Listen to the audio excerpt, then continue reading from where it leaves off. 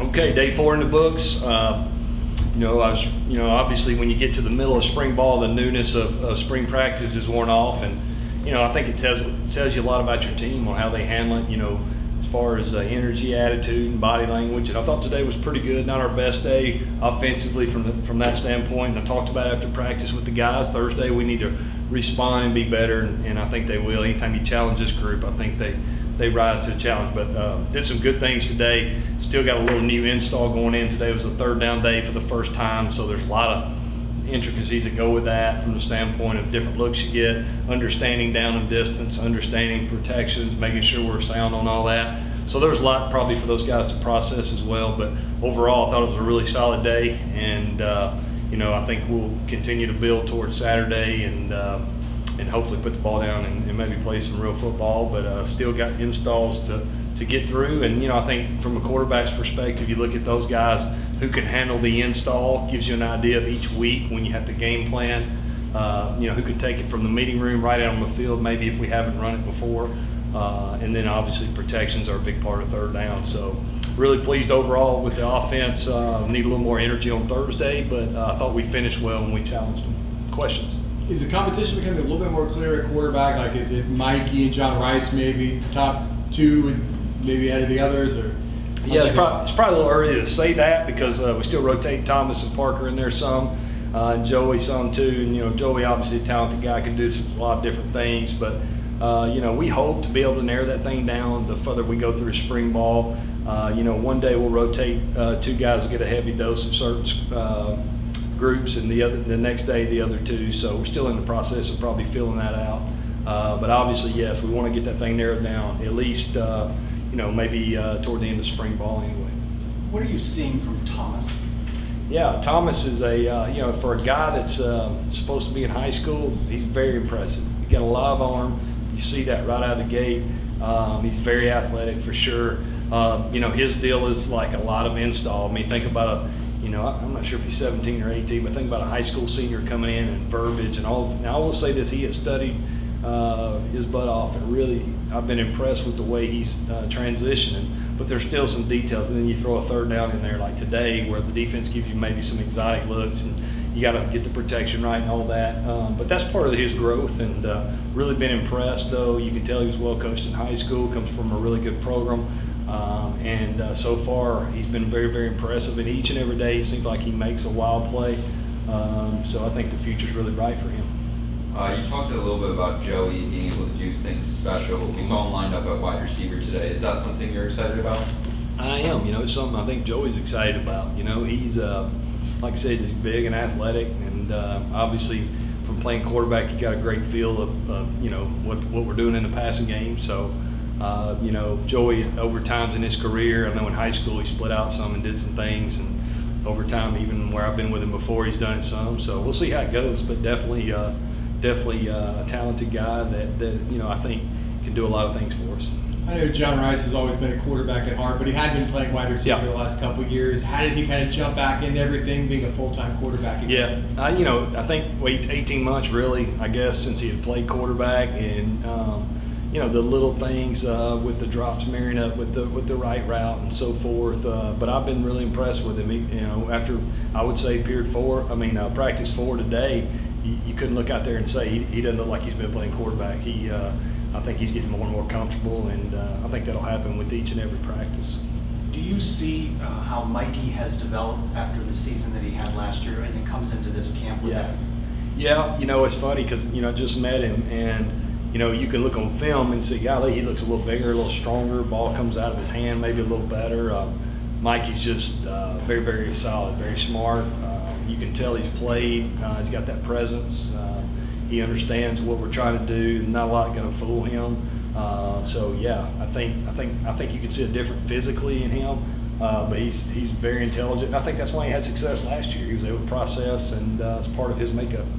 Obviously, it's your first couple months with the program. Yep. How have the wide receivers really shaken out for you? Yeah, I tell you, that group is really talented, and obviously Coach Hurd coming in, he's getting his feel and getting to know them, and he's doing a great job of developing those guys. You can see that with the way they're approaching practice and the way they work after and all those things. Obviously we got guys coming back like O'Keefe and and Flash, who very impressive. You can tell those are veteran guys, played a lot of snaps.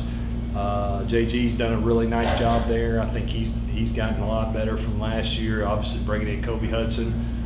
You see Amari making some plays here and there, and then we need that next group of guys to really take the next step, to have enough depth for where we need to be, for the season. But as that group, it's a talented group. It's a group that is veteran and played a lot of snaps, so we expect to get a lot out of them. That's a tight end group shaking out. I mean, I know Alec Holler was there last year. Got a transfer from Florida. Kamora Gamble's experience. How are they looking? Yeah, I'll tell you, Alec is impressive. He's a guy very, very similar to, I think, Mikey, just really smart, intelligent. You can tell he's played a lot, understands the details of the position. He's physical in the blocking, and obviously shows good hands as well. So impressed with him. Kamora Gamble's as talented a guy as there is, probably maybe in the country. Big 250-something pound guy that can run like that. He's still learning, obviously, as far as terminology and little things like that, but really been impressed with him. I think Jordan Davis has made a lot of progress, it looks like.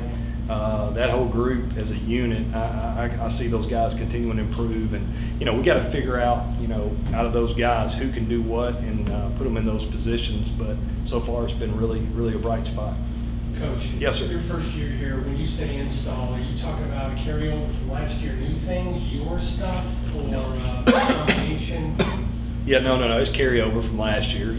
Every time you go through every time you go through a practice period, whether it's spring, summer, fall, it doesn't matter. We always go through an install. So it's just a matter of that. Like, for instance, like John Rice and Thomas, it's all new to them.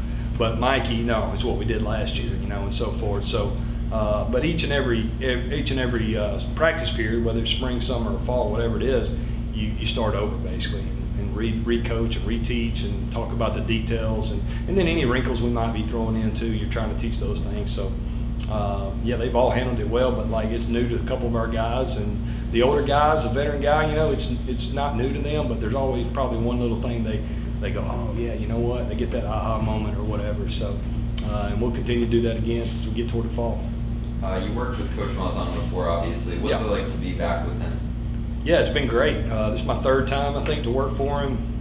Known him, had a great relationship. He's really been a mentor for me, and obviously we've been together, so we kind of know how each other thinks. At least I know how he's thinking, I think, and I think it's been good. It's been a really good transition, and man, I know he's having a good time. You can see the enthusiasm in him each and every day, and I think it's going to be exciting. Going to be a lot of fun again.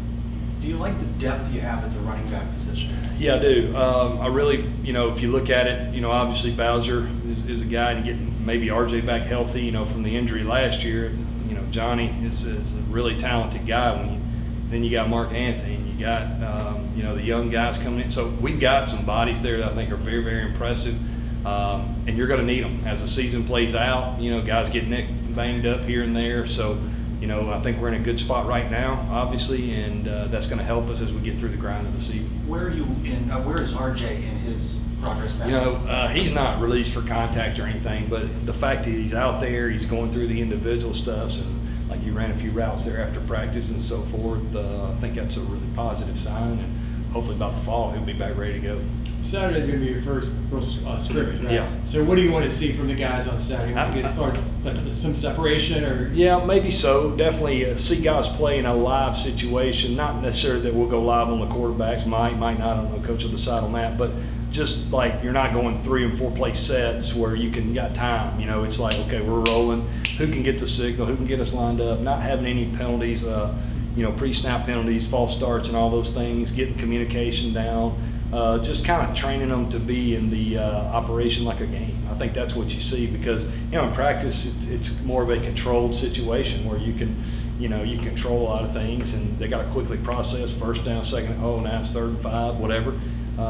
It's always a little different when you get in those situations, and then, you're stacking more plays on top of each other, and who can push through that when they get tired. What do you like about the way coaches structured practice this year? You have a practice day and then an off day for a coach. What do you like about that? I like it because you get a lot of time in between. Like we'll meet this afternoon and kind of, have an hour where we can clean up some details, and then we'll finish them tomorrow. And then if we have something new to install, we'll go right into that. I think it also gives the guys time in between for the guys that are new to process, you know.